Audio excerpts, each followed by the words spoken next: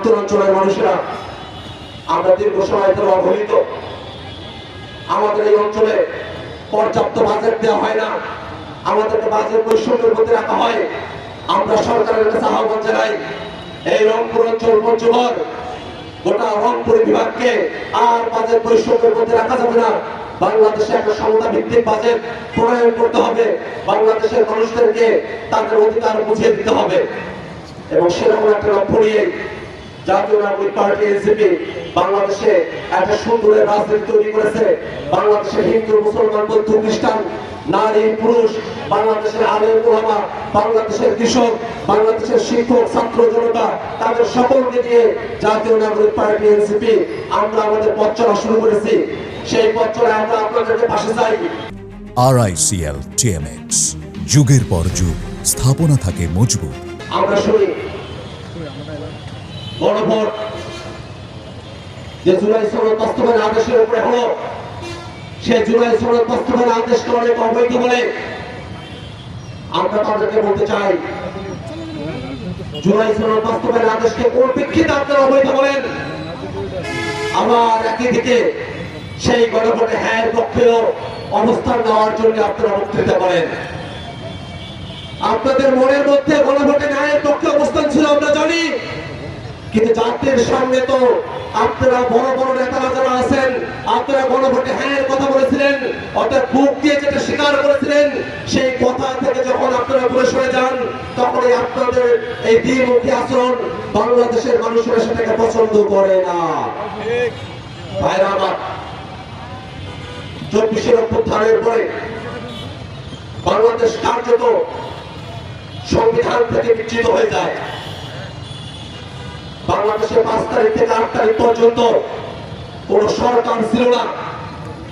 এই সময়টাতে আপনি সংবিধানের কোন ধারা দিয়ে ব্যাখ্যা করবেন?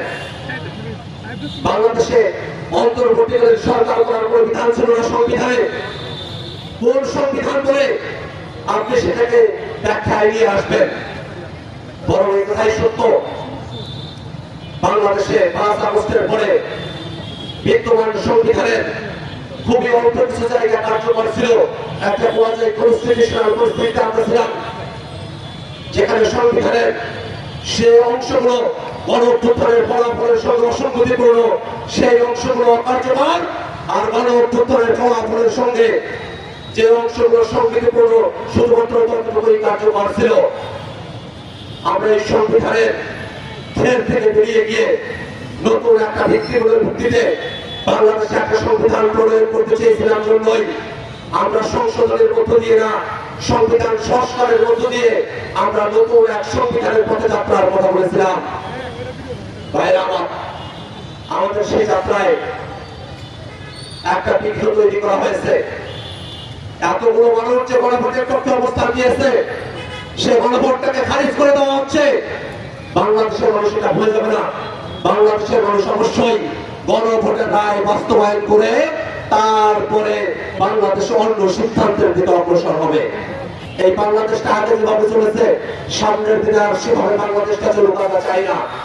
আমরা এমন একটা বাংলাদেশ চাই যে বাংলাদেশের মানুষের ভোটাধিকার থাকবে, যে বাংলাদেশের মানুষের নাগরিক অধিকার থাকবে, যে বাংলাদেশের মানুষের থানায় কেউ হাইলারের মধ্যে পড়বে না, যে বাংলাদেশের সচিবালয়ে বাংলাদেশের মানুষের পক্ষের কাজগুলো ফাইলে আটকে থাকবে না, যে বাংলাদেশের সীমান্তে কোনো ভিনদেশি সকল টাকানোর সাহস করবে না, যে বাংলাদেশে যে প্রকল্পগুলো নেওয়া হবে সেটা জনস্বার্থে নেওয়া হবে, পরিপূর্ণভাবে সে প্রকল্পগুলো জনগণের পক্ষে কাজ করবে।